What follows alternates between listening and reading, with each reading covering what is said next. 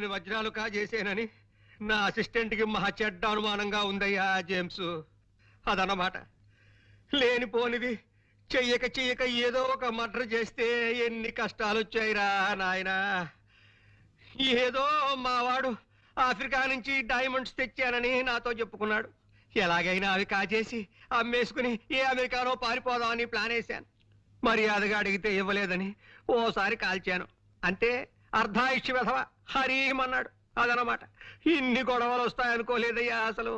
మూర్తి గారు, మీరు ఊరికే కంగారు పడకండి. కంగారు పడకని ఇంకేం చేయమన్నావయ్యా? టెన్షన్ పెరిగి జ్వరం వచ్చేసింది. నా నుదురు చూడు ఎంత వేడిగా కాలిపోతుందో. ఇదిగో దీని మీద నేతికిని కరగబెట్టుకోవచ్చు. అదన్నమాట. అవతల మా పాండు అసాధ్యుడయ్యా. అరచేతికి కూడా తెలియకుండా 5 వేళ్ళు కోసేయగలడు. ఏమైనా ఇవిగో వజ్రాలు. వీటిని ఎవరికైనా ఏ ధరకైనా అమ్మేసి నాకు డబ్బిప్పించే ఏర్పాటు చేయి. నీ ఇష్టం వచ్చినంత కమిషన్ తీసుకో. అదన్నమాట. పాండు ఏమోనయ్యా? వాళ్ళకి మైలినా తెలుస్తుందండి. ఇంపాసిబుల్. ఏమోనాయనా? మీరేం మాట్లాడకండి. ఎవరు? పోస్ట్.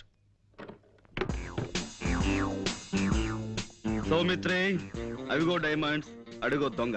అరెస్ట్ చేయండి. Thank you very much. Thank you very much. Congratulations Guruji.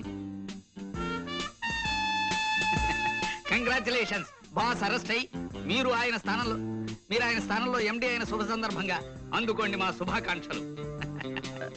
1 minute.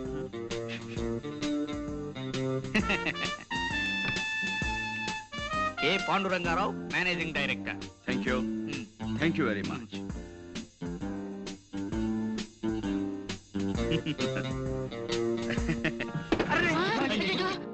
No no no no. మనం ఒకవేళ కింద పడిపోయినా మన జాగ్రత్తలో మనం ఎలా ఉండాలో మీకు చేసి చూపిద్దామని కావాలనే పడిపోయాను. ఇదేమిటండి అపశకునం? No no no no. ఇలా అపశకునాలని అశుభాలని అమ్మమ్మ కవులు చెప్పడం నాకు నచ్చవు. పనే దైవంగా భావించే మనిషిని నేను. మీరు అందరూ వెళ్ళి మీ పనులు జాగ్రత్తగా చూసుకోండి. గణపతి, గురూజీ, ఈ కుర్చీ వెంటనే రిపేర్ చేయించు. ఇప్పుడు కాదు, క్యాలెండర్ చూసి వర్జ్యం అది లేకుండా పని మొదలు పెట్టించు. అలాగే గురూజీ. ప్రస్తుతానికి స్టూల్ తీసుకురానా? అక్కర్లేదు, ఈ టేబుల్ వాడుకుంటాను. వెళ్ళు. అమ్మా, అమ్మో. అయ్యగారు, అమ్మాయి గారు వచ్చారు.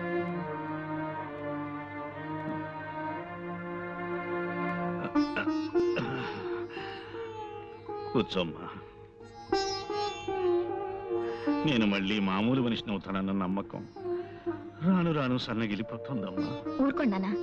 4 రోజుల్లో మళ్ళీ మీ నవ్వుతూ తిరగలరని డాక్టర్ గారు చెప్పారు కదా. మీ డాక్టర్లు అలాగే చెప్తారమ్మా. నా పరిస్థితి నాకు తెలుస్తుంది కదా. ఇంత బతికి చివరికి తలకొరివి పెట్టే దిక్కు లేకుండా వెళ్ళిపోతానేమోనని భయంగా ఉంది. నీ పెళ్ళన్నా అయి ఉంటే అల్లుడే కొడుకై ఉండేవాడు. దయచేసి ఇప్పుడు పెళ్లి గురించి ఆలోచించకండి నాన్న. లేదమ్మా, ఆలోచించటం లేదు. ఇప్పుడు నా ఆలోచన అంతా ఆ చంటబ్బాయిని గురించి. చంటబ్బాయా? అతనెవరు? మీ అన్నయ్య. అతను ఎక్కడున్నా ఇక్కడికి రప్పించాలి. అతనే నా చితికి నిప్పంటించాలని నాకు అనిపిస్తోందమ్మా. అన్నయ్య అంటున్నానా? ఏమిటి మీరు మాట్లాడేది?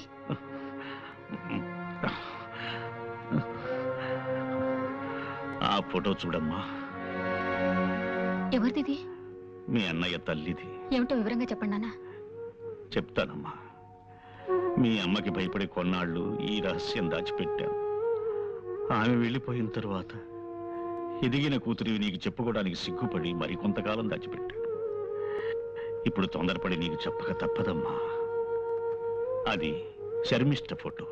నేను విజయనగరంలో పెదనాన్నగారింట్లో ఉంటూ బిఏ చదువుతున్న రోజుల్లో తనతో నాకు పరిచయం అయింది. శర్మిష్ట తండ్రి తాలూకా ఆఫీసులో చిన్న ఉద్యోగి. ఆ పరిచయం పెద్దదయింది. ప్రేమగా మొగ్గ తొడిగింది. పెళ్లి చేసుకుంటామన్న నమ్మకంతో ఇద్దరం శారీరకంగా కూడా దగ్గరయ్యాం.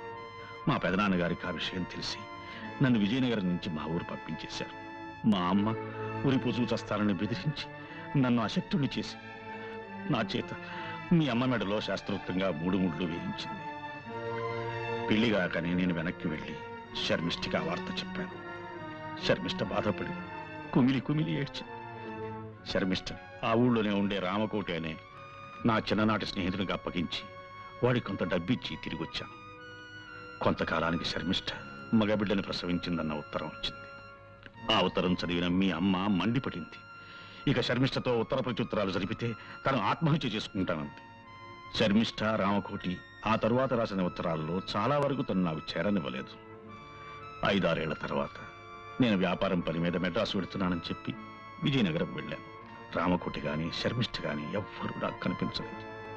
ఎప్పుడూ ఆ ఊరుదులు వెళ్ళిపోయారని తెలిసి వెనక్కి తిరిగి వచ్చేశాను. ఆ తరువాత చేతిలో డబ్బు లేని హీన స్థితిలో బిడ్డని ఒంటరిగా వదిలిపెట్టి శర్మిష్ఠ చచ్చిపోయిందని ఎవరో చెప్పగా విన్నాను. నా బిడ్డని శర్మిష్ఠ చంటెబ్బాయని ముద్దుగా పిలుచుకునేదని మాత్రమే నాకు తెలుసు. ఇంతవరకు నేను వాణ్ణి చూడనే లేదు. ఇప్పుడు ఈ అవసాన దశలో వాణ్ణి ఒక్కసారి చూడాలనిపిస్తోందమ్మా. నిశ్చలా, పొద్దున ఒక చిన్న తమాషా జరిగింది. టెలిఫోన్ క్లీన్ చేయడానికి ఓ ఇంటికి వెళ్ళానా, అక్కడ ఒక ఆయన ఇలా ఉన్నాడు. నాకు భయం వేసిపోయింది అనుకో. ఏమిటమ్మా, ఏం కావాలి అన్నాడు. నేను ఒక్కటే పరుగు.